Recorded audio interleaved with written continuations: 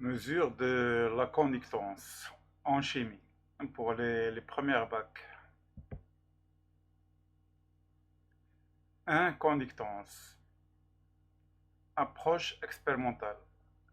L'étude de la conductance est réalisée avec le montage ci-contre. Donc on a une cuve remplie de la solution, deux électrodes planes et parallèles entre elles, qu'on peut déplacer ou changer le niveau d'immersion. Ils sont reliés à un voltmètre et un ampèremètre. Donc là, on a l'ampèremètre qui est monté en série et le voltmètre qui est monté en parallèle avec la cellule. On a un GBF, c'est-à-dire un générateur basse fréquence, qui alimente le circuit avec une tension variable. Donc en général, on utilise une tension sinusoïdale.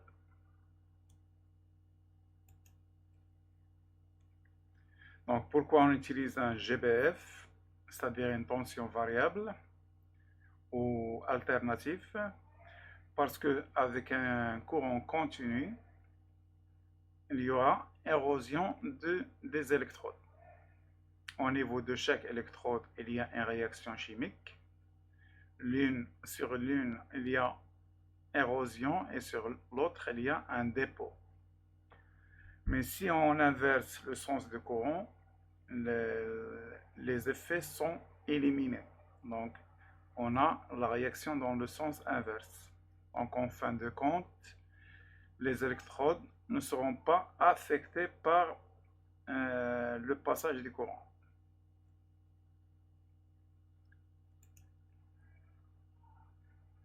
Définition de la conductance. On démontre que la portion de la solution entre les deux plaques de la cellule se comporte comme un conducteur ohmique, c'est-à-dire elle obéit à la loi d'Ohm pour un conducteur ohmique.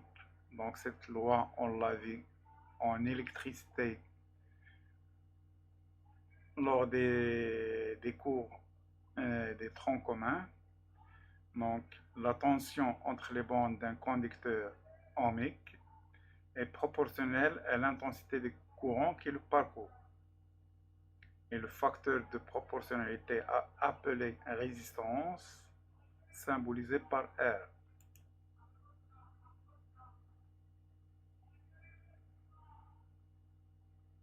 Donc la résistance représente le niveau d'opposition au passage des courants. Plus la résistance est grande, plus le passage des courants est difficile. Donc si la résistance est très grande, elle joue le rôle d'un interrupteur. Elle empêche le passage du courant.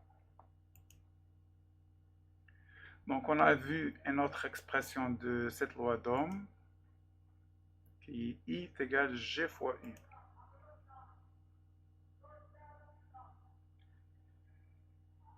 G, c'est la conductance de la solution.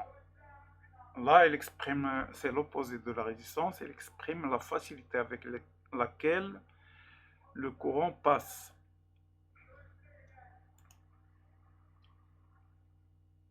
Donc, il représente l'inverse de la résistance. G est égal 1 sur R. Définition. La conductance d'une portion de solution électrique est égale à l'inverse de sa résistance. La conductance d'une portion de solution électrolytique entre deux électrodes peut être calculée à partir des mesures d'intensité I et du courant et de tension efficace U entre ces électrodes. Loi d'Ohm. Donc, je rappelle là la signification de la tension efficace. On a dit qu'on a un courant variable, donc la tension varie en fonction du temps. Mais si on utilise un voltmètre, elle donne une seule et unique valeur qui est la tension efficace. Donc la tension efficace, c'est la tension mesurée par le voltmètre. Donc on a G est égal I sur U. G se mesure en Siemens. Donc le Siemens, c'est l'ampère sur le volt. Grandeur influençant la conductance. On rappelle que le courant électrique dans une solution est une double migration d'ions. Les cations se déplacent dans le sens conventionnel du courant et les anions se déplacent dans le sens opposé, c'est-à-dire le sens de déplacement des électrons. Il n'y a pas de déplacement d'électrons dans la solution. Ce sont les ions qui laissent passer le courant. Le passage des courants ioniques au courant électronique se fait au niveau des plaques. Donc, pour les solutions, c'est un déplacement d'ions, mais pour les solides, on a un déplacement d'électrons. La conversion d'un courant en autre se fait au niveau des plaques. On passe d'ions à électrons. Donc, les facteurs influençant la conductance d'une solution sont la distance entre les deux plaques. Donc, bien sûr, si on varie la distance entre les deux plaques, les ions vont parcourir des distances différentes, ce qui va influencer automatiquement la conductance de la solution. La surface émergée des plaques. Donc, on vient de dire que la conversion des courants ioniques en courant électronique se fait au niveau des plaques. Donc, la surface émergée des plaques va influencer la conductance. La température. La température indique le niveau d'agitation interne, soit le niveau de déplacement ou la vitesse de déplacement. Plus la température est grande, plus la vitesse de déplacement sera grande. Donc, la température a une influence sur la conductance de la solution. La concentration des ions.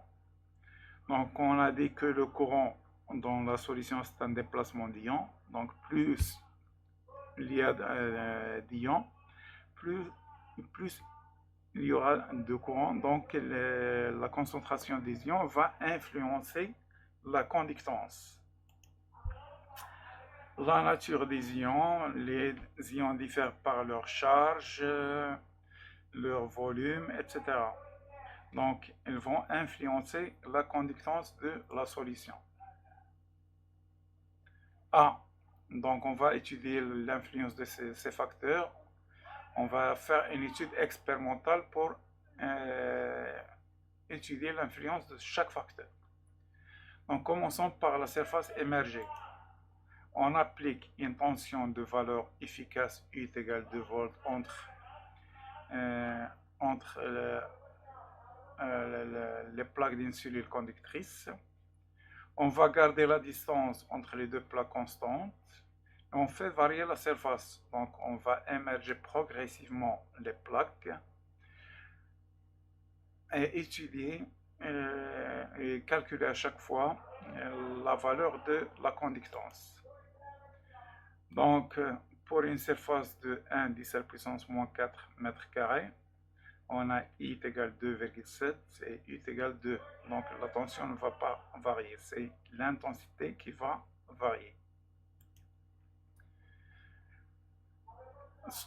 Activité 1, complète le tableau précédent, compare les valeurs des rapports G sur S, déduit une relation entre G et S. Donc le tableau, pour le compléter, on va utiliser la relation G est égal I sur U. Et on calcule en même temps le rapport G sur S. Donc on constate que ce rapport est constant. Donc la relation entre G et S sont linéairement proportionnelles. On a G sur S égale constante, soit G est égal constante fois S. Donc elles sont linéairement proportionnelles. La conductance d'une portion de solution entre deux électrodes est linéairement proportionnelle à la surface de contact émergée de l'une des deux électrodes. On a G égale constante fois S. Donc on ne va pas utiliser cette relation parce que la constante dépend de la cellule. Donc on la garde en mémoire uniquement que G est proportionnel à S, ou linéairement proportionnel à S. Ce qui veut dire que si je double la surface, G sera doublé. C'est ça la signification de linéairement proportionnel. B, influence de la distance. Donc là, on va garder la même surface émergée qui est égale à 2 cm². Et on va faire varier la distance entre les deux plaques pour la même solution. Donc, on obtient le tableau de mesure suivant. On a à peu près les mêmes questions. Complète le tableau, compare les valeurs maintenant de G sur L.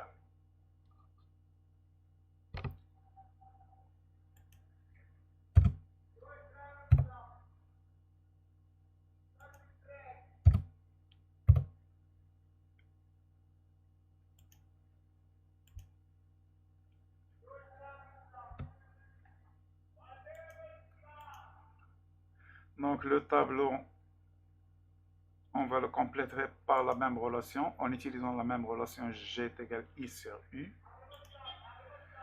Donc on constate que le produit GL est constant.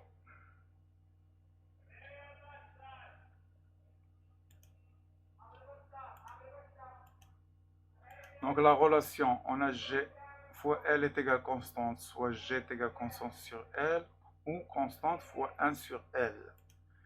Donc G est inversement proportionnel à L. Ça veut dire que si je double la longueur, le G sera divisé par 2. La conductance d'une portion de solution entre deux électrodes est inversement proportionnelle à la distance entre les deux électrodes. Donc il suffit de retenir cette conclusion. La relation ne sera pas utilisée. Remarque, on démontre que la portion d'une solution se trouvant entre les deux électrodes planes et parallèles d'une cellule de conductométrie se comporte comme un fil électrique. Donc on a étudié le comportement d'un fil électrique en tronc commun.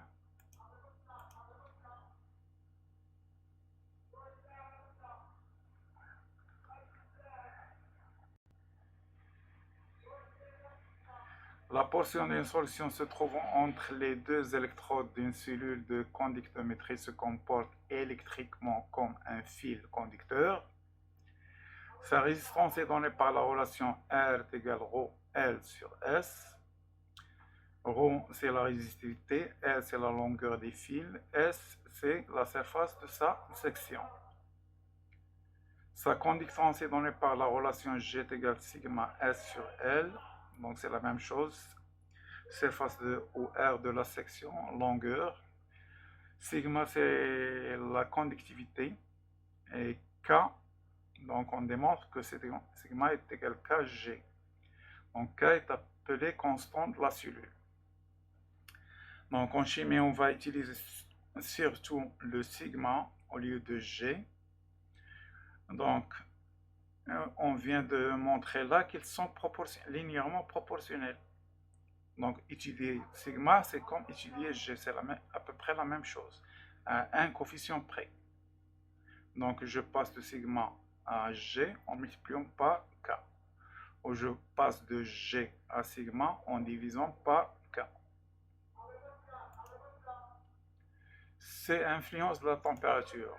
La mesure de la conductance d'une solution de chlorure de sodium avec la même cellule, donc la même longueur L, la même surface émergée et la même solution. La seule variable ici, c'est la température. Donc on observe que plus la température augmente, plus la conductance augmente. Conclusion, plus la température d'une solution augmente, plus sa conductance électrique augmente, sa résistance diminue. Influence de la concentration. Donc c'est ce qui nous intéresse en chimie, ce sont les concentrations, puisqu'on va utiliser le montage précédent pour déterminer les concentrations de solutions. Donc c'est la partie la plus intéressante des cours. Donc on mesure la conductance de différentes solutions de chlorure de sodium avec la même cellule et à la même température. Donc tous les facteurs précédents sont constants. S, L, concentration et température. C'est plutôt la concentration va changer. Donc les autres facteurs, S, L, température, sont constants. Activité. Trace la courbe G égale F de C. Donc on trace les courbes pour faciliter l'étude. Sur le tableau, on ne peut pas déduire directement les relations. Donc en général, on convertit les tableaux de mesure en courbes pour déterminer plus facilement la relation. Donc la courbe G est égale F de C. Donc on a le tableau de mesure, le repère, l'échelle, et on pose les points. On relie les points pour tracer la courbe. Donc on a une droite passant par l'origine des repères. Détermine l'équation de la courbe. Donc la courbe représente une droite passant par l'origine des repères, donc elle représente une fonction linéaire. G est égal à C. En maths, on vous fait un f de x est égal à x. Le f de x, c'est l'ordonnée qui est G pour nous. Le C, c'est le x qui est l'abscisse pour nous. Donc il faut déterminer le coefficient directeur de la courbe. Donc on prend deux points et on a G1 moins G2 sur C1 moins C2, ce qui nous donne A est égal, et on remplace pour avoir l'équation de la courbe qui est G est égal 0,92 17 puissance moins 3 fois C. Donc cette constante dépend de la cellule qu'on appelle la constante. C'est une constante. Détermine la nature de la relation, donc c'est évident, c'est une proportionnalité linéaire.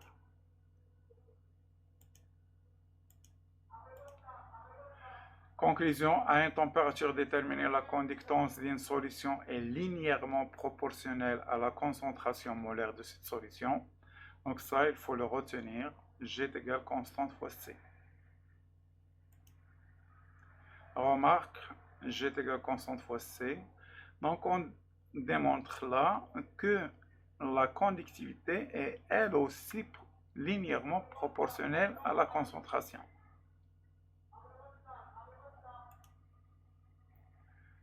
E, influence de la nature des ions.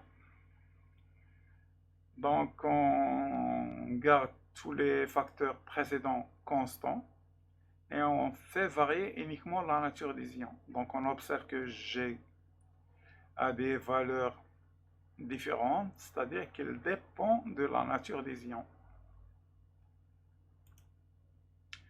La conductivité d'une solution dépend de la nature des ions en solution. De 2, conductivité molaire ionique. Contribution individuelle. Chaque ion, c'est-à-dire chaque porteur de charge, contribue à la conductivité de la solution. On admet que la contribution de chaque type d'ion est proportionnelle à sa concentration. Donc on a vu que sigma est proportionnel à C, mais elle est aussi proportionnelle à la concentration effective de chaque ion. Pour chaque ion, le coefficient de proportionnalité s'appelle conductivité molaire ionique et on la note lambda x. La conductivité sigma d'une solution contenant des ions xi s'écrit sigma est égal à sigma de lambda i fois les concentrations xi. Lambda i sont les conductivités molaires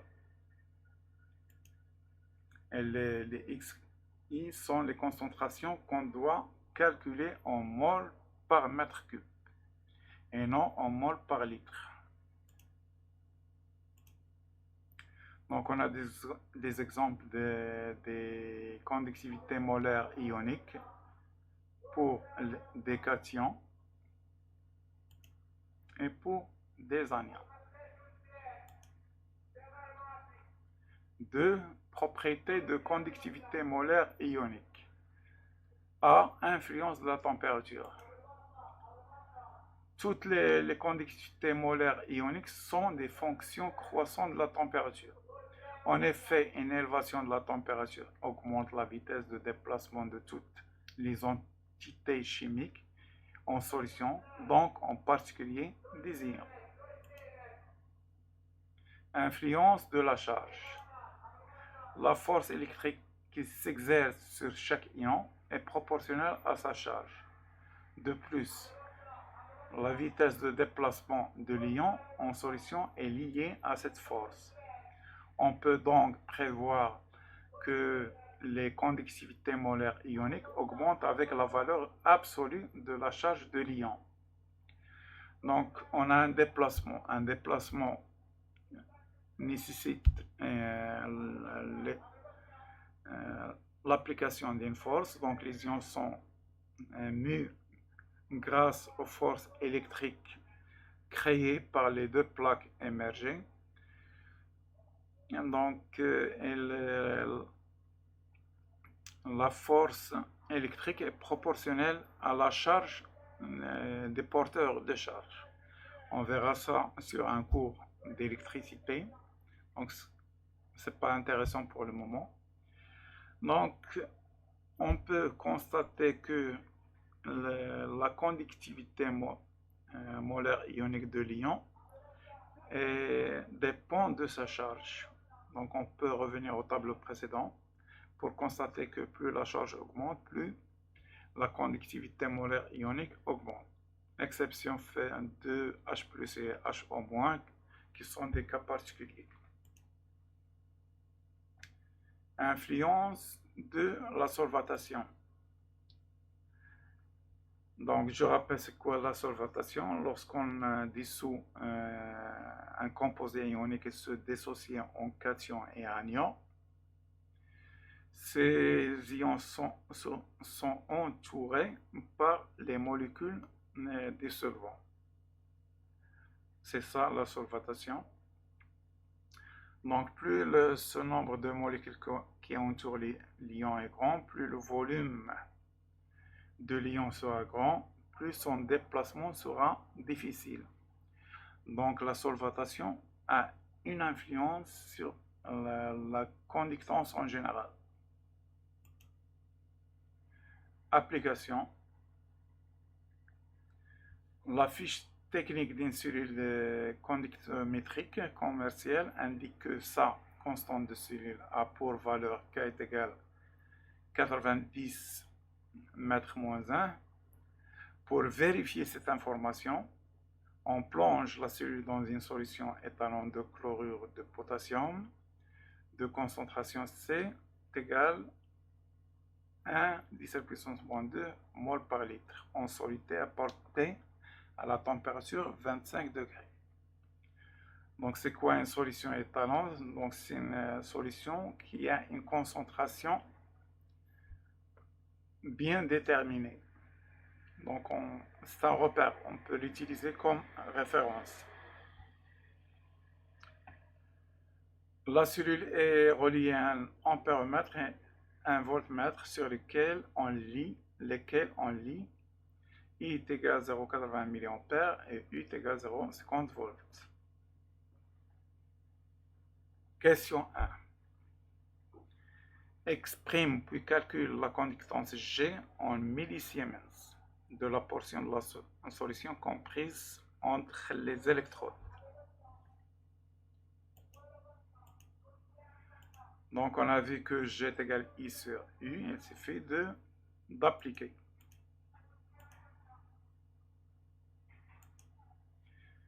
Question 2 exprime la conductivité sigma de cette solution en fonction des conductivités molaires ioniques lambda I, des ions présents dissous et leur concentration.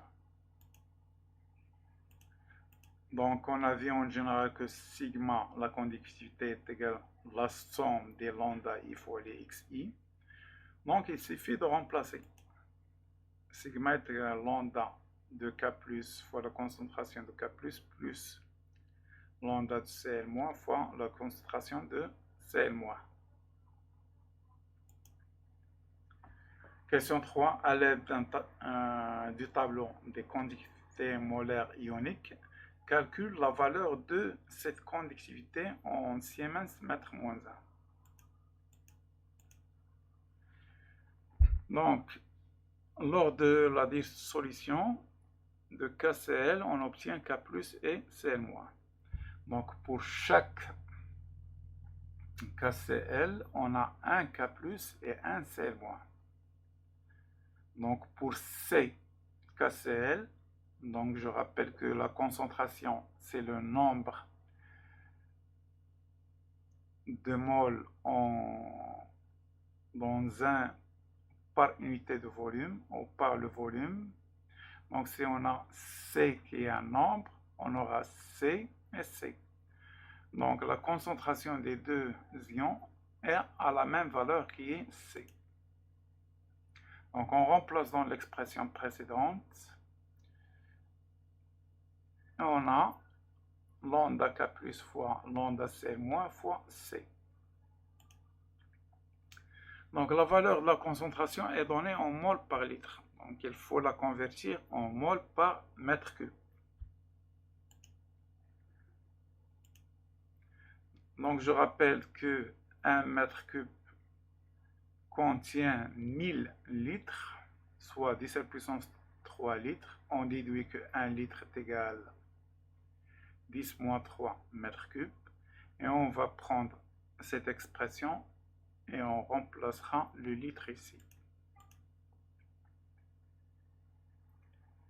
Donc on a remplacé le litre par 10 moins 3 mètres cubes. On monte le 10 moins 3 en haut, ce qui nous donne 10,3. Ce qui nous fait en fin de compte, c'est égal 10 moles par mètre cube. Et on remplace, on obtient la valeur de la conductivité, qui est 0,150 Siemens mètre moins 1. Question 4 déduit la valeur de la constante de la cellule, compare-la avec K. Donc, je rappelle que sigma est égal à K' fois G. K' c'est la constante de la cellule. Soit K' est égal à sigma sur G et on calcule.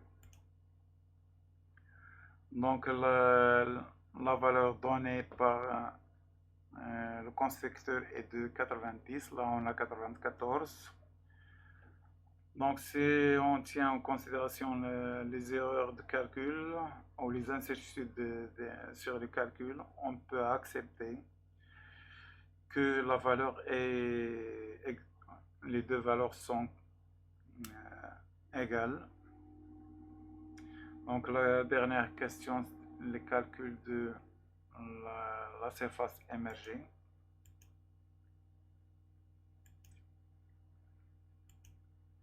Donc, S est égal à 5 10 à la puissance moins 5 mètres carrés.